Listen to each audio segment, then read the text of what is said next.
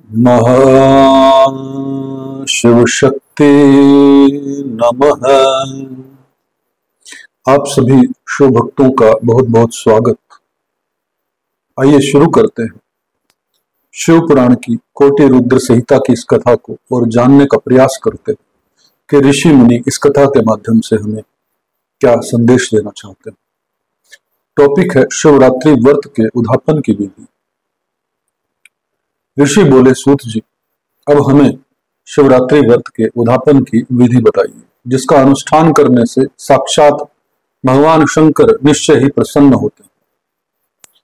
सूत जी ने कहा, ऋषियों, तुम लोग भक्ति भाव से आदर पूर्वक शिवरात्रि के उद्यापन की विधि सुनो, जिसका अनुष्ठान करने से वह व्रत अवश्य ही पूर्ण फल देने वाला होता है।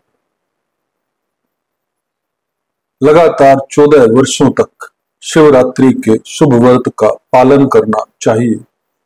त्रयोदशी को एक समय भोजन करके चतुर्दशी को पूरा उपवास करना चाहिए। शिवरात्रि के दिन नित्य क्रम संपन्न करके शिवालय में जाकर विधि पूर्वक शिव का पूजन करें। तत्पश्चात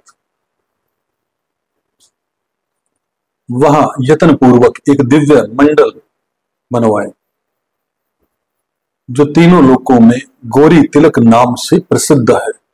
उसके मध्य भाग में दिव्य लिंगोत्भद्र मंडल की रचना करें, अथवा मंडप के भीतर सर्वोत्तभद्र मंडल का निर्माण करें।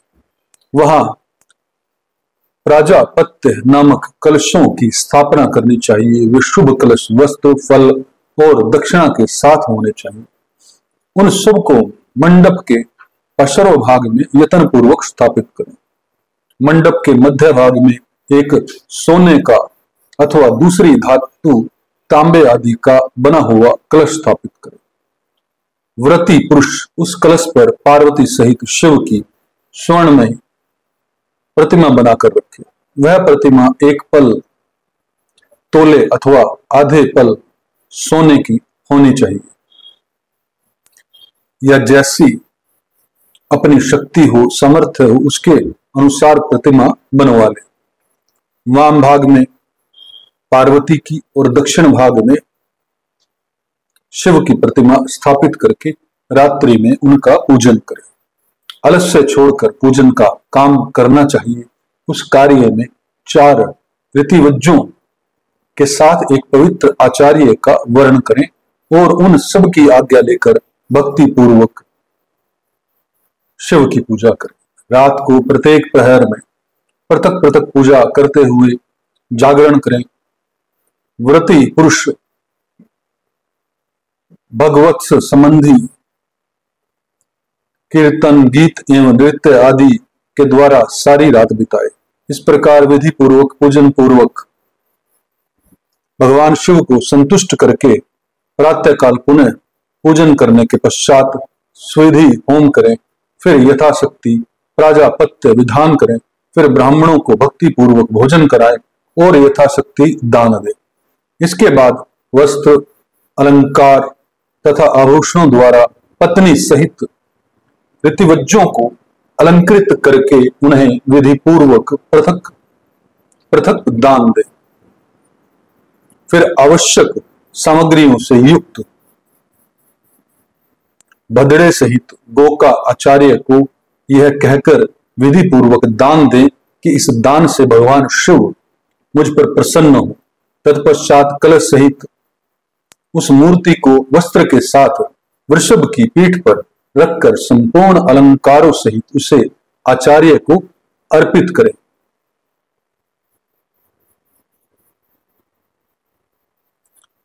इसके बाद हाथ जोड़कर मस्तक झुकाकर बड़े प्रेम से गदगद वाणी में महाप्रभु महेश्वर देव से प्रार्थना करें।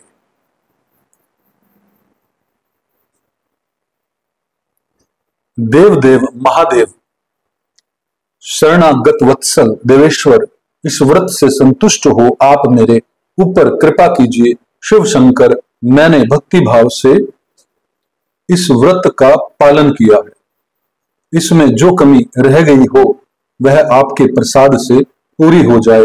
शंकर, मैंने अनजान में या जानबूझकर जो जप पूजन किया है वह आपकी कृपा से सफल। इस तरह परमात्मा शिव को पुष्पांजलि अर्पण करके फिर नमस्कार एवं प्रार्थना करें।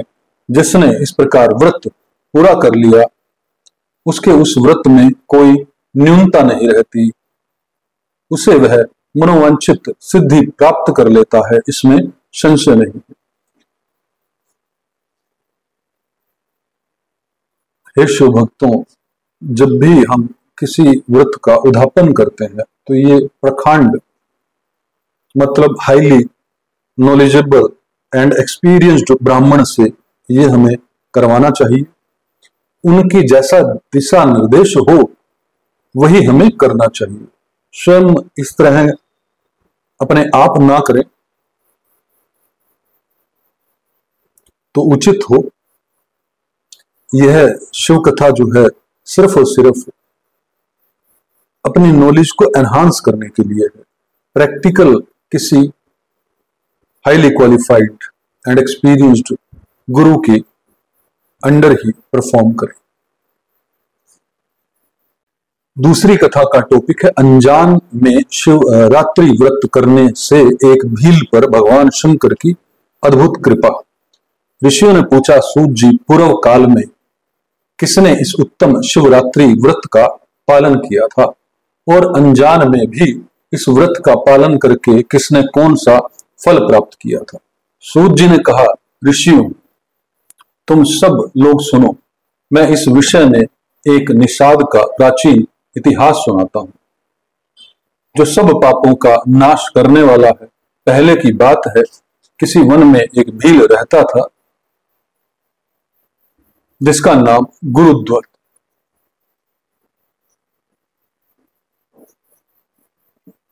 उसका कुटुंब बड़ा था तथा वह बलवान और क्रूर स्वभाव का होने के कारण के साथ ही क्रूरतापूर्ण क्रम में तत्पर रहता था। वह प्रतिदिन वन में जाकर मृगों को मारता, वहीं रहकर नाना प्रकार की चोरियां करता था। उसने बचपन से ही कभी कोई शुभ कर्म नहीं किया था। इस प्रकार वन में रहते हुए उस दुरात्मा भील का बहुत सा समय बीत गया। तदंतर एक दिन बड़ी सुंदर एवं शुभ कारक शिवरात्रि आई, किंतु यह दुरात्मा घने जंगल में निवास करने वाला था, इसलिए उस व्रत को नहीं जानता था। उसी दिन उस भील के माता पिता और पत्नी ने भूख से पीड़ित होकर उससे याचना की, वनेचर हमें खाने को दे। उनके इस प्रकार याचना करने पर वह तुरंत धनुष लेकर चल दिया और मृगों के शिकार के लिए सारे वन में घूमने लगा। देव योग से उसे उस दिन कुछ भी नहीं मिला और सूर्य अस्त हो गया। इससे उसको बड़ा दुख हुआ और वह सोचने लगा, अब मैं क्या करूं, कहां जाऊं, आज तो कुछ नहीं मिला। घर में जो बच्चे हैं उनका तथा माता पिता का क्या होगा, मेरी जो पत्नी है उसकी भी क्या दशा होगी, अतः मुझे कुछ लेकर ही घर जाना चाहिए, अन्यथा नहीं। ऐसा सोचकर वह व्याग एक जलाशय के समीप पहुंचा और जहां पानी में उतरने का घाट था वहां जाकर खड़ा हो गया।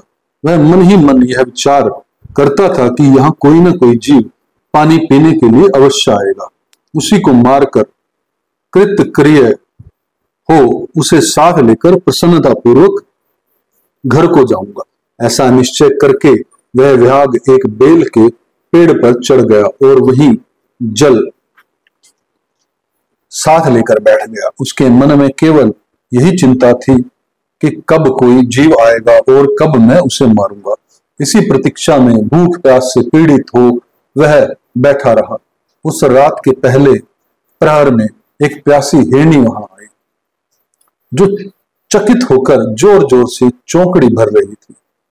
ब्राह्मणों उस मृगी को देखकर व्याग को बड़ा हर्ष हुआ और उसने तुरंत ही उसके वध के लिए अपने धनुष पर एक बाण का संधान किया। ऐसा करते हुए उसके हाथ ने के धकेले थोड़ा सा जल और बिल्व पत्र नीचे गिर पड़े।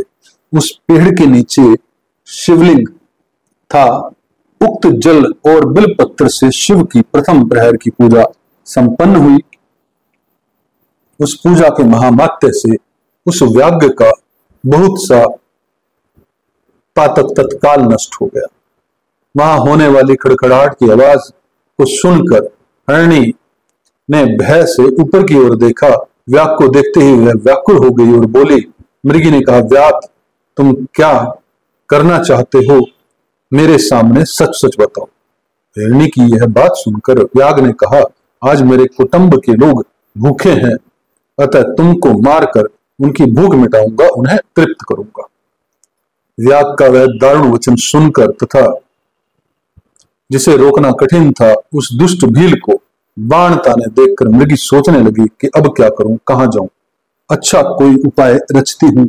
ऐसा विचार कर उसने वहां इस प्रकार कहा। मृगी बोली, भील, मेरे मांस से तुमको सुख होगा।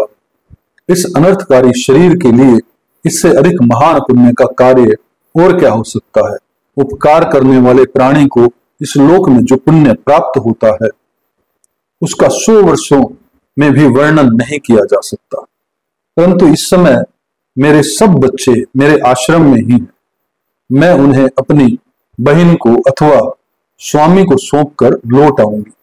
वनेचर, तुम मेरी इस बात को मिथ्या न समझो। मैं फिर तुम्हारे पास लौट आऊंगी, इसमें संशय नहीं है। सत्य से ही धरती टिकी हुई है, सत्य से ही समुद्र अपनी मर्यादा में स्थित है और सत्य से ही निर्जरों से जल की धाराएं गिरती हैं। सत्य में ही सब कुछ स्थित है। सूत जी कहते हैं कि मृगी के ऐसा कहने पर जब व्याघ्र ने उसकी बात नहीं मानी, तब उसने अंततः विस्मित एवं भयभीत हो पुनः इस प्रकार कहना आरंभ किया। मृगी बोली, व्याघ्र सुनो, मैं तुम्हारे सामने ऐसी शपथ खाती हूं जिससे घर जाने पर मैं अवश्य तुम्हारे पास लौट आऊंगी।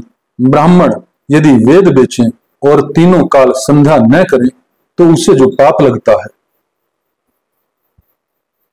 पति की आज्ञा का उल्लंघन करके स्वेच्छा अनुसार कार्य करने वाली स्त्रियों को जिस पाप की प्राप्ति होती है,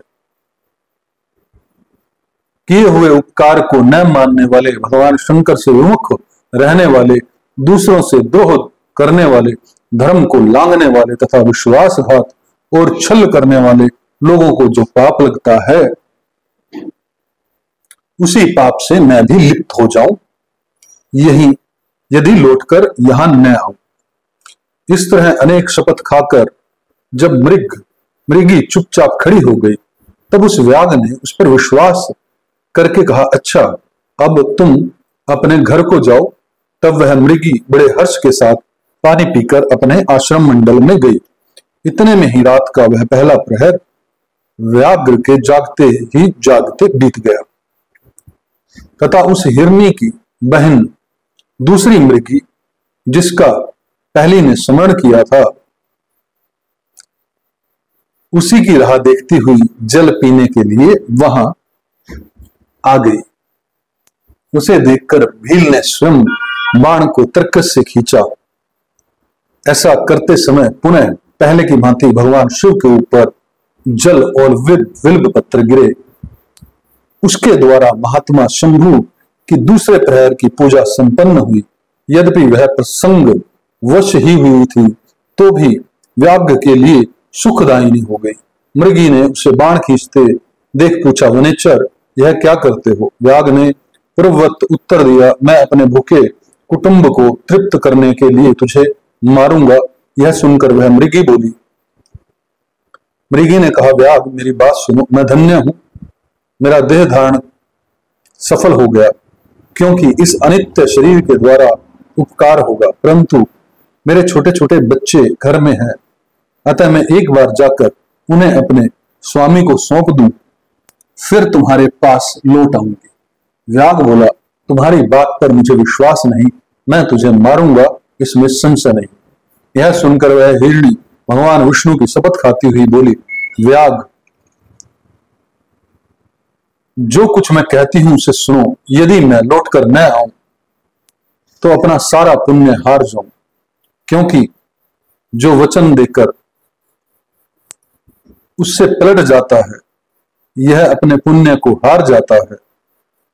तो पुरुष अपनी विवाहिता स्त्री को त्याग कर दूसरे के पास जाता है, वैदिक धर्म का उल्लंघन करके कपोल कल्पित धर्म पर चलता है, भगवान विष्णु का भक्त होकर शिव की निंदा करता है, माता पिता की निधन तिथि को श्राद्ध आदि न करके उसे सुना बिता देता है और मन में संताप का अनुभव करके अपने दिए हुए वचन को पूरा करता है। ऐसे लोगों को जो पाप लगता है वही मुझे भी लगे यदि मैं लौट कर न आऊं। सूत जी कहते हैं, उसके ऐसा कहने पर व्याग ने उस मृगी से कहा, जाओ। मृगी जल पीकर हर्षपूर्वक अपने आश्रम को गई। इतने में ही रात का दूसरा प्रहर व्याग के जागते जागते बीत गया। इसी समय तीसरा प्रहर आरंभ हो जाने पर मृगी के लौटने में बहुत विलंब हुआ। जान चकित हो व्याग उसकी खोज करने लगा।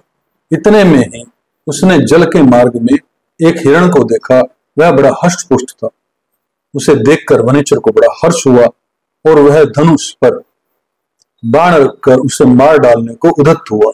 ऐसा करते समय उसके प्रारब्धवश कुछ जल और बिल्व पत्र शिवलिंग पर गिरे। उससे उसके सौभाग्य से भगवान शिव के तीसरे प्रहर की पूजा संपन्न हुई।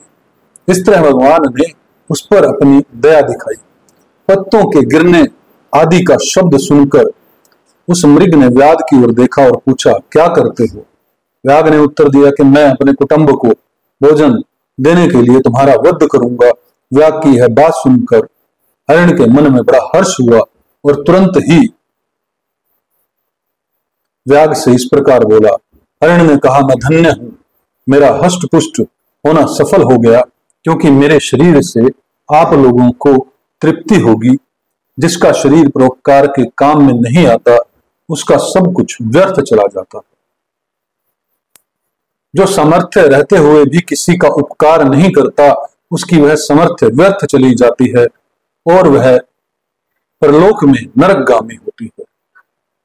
परंतु एक बार मुझे जाने दो, मैं अपने बालकों को उनकी माता के हाथ में सौंपकर और उन सब को धीरज बंधाकर यहां लौट आऊंगा। उसके ऐसा कहने पर व्याग मन ही मन बड़ा विस्मित हुआ। उसका हृदय कुछ शुद्ध हो गया था। उसके सारे पाप पुष्ट नष्ट हो चुके थे।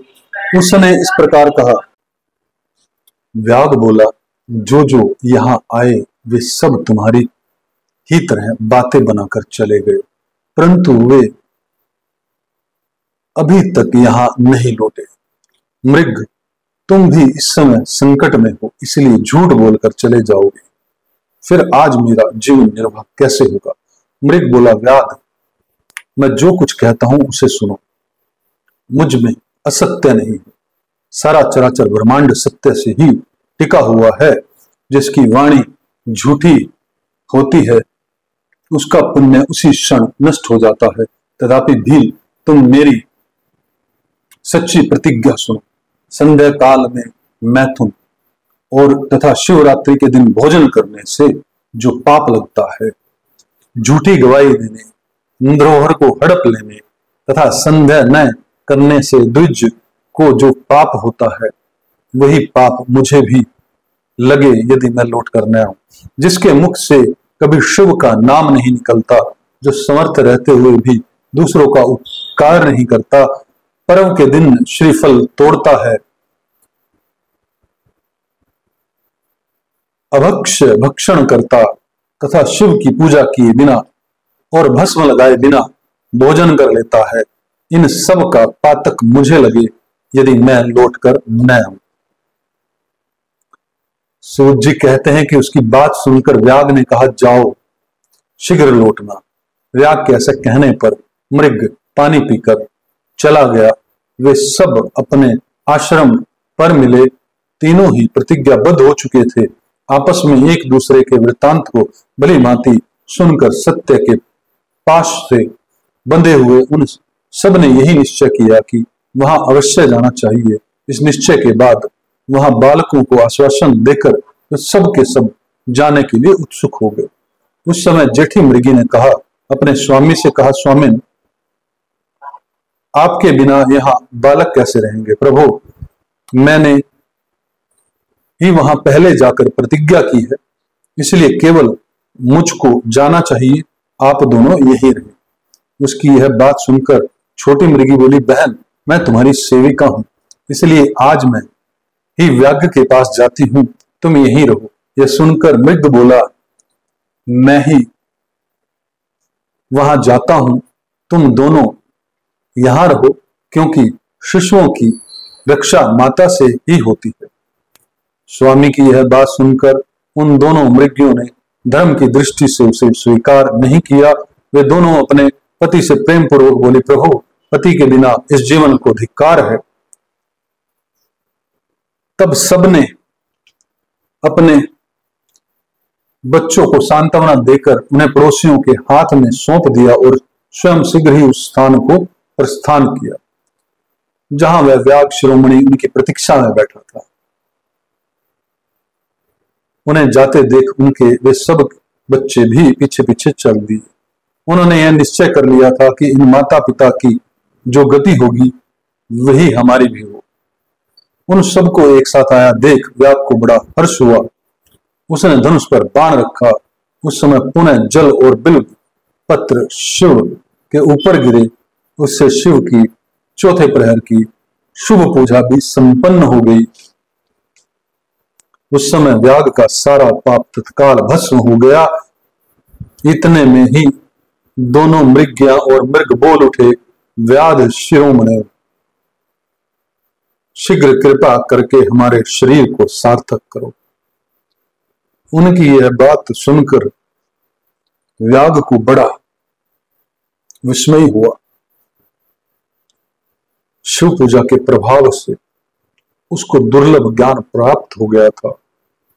उसने सोचा, ये मृग ज्ञानहीन पशु होने पर भी धन्य है।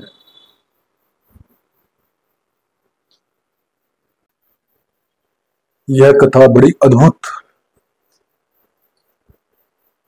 मुझे पूर्ण विश्वास है कि आपको इस कथा से कुछ ना कुछ परिवर्तन फील होगा, एक्सपीरियंस होगा। भगवान शिव आपका शुभ करे, यही कामना। धन्यवाद।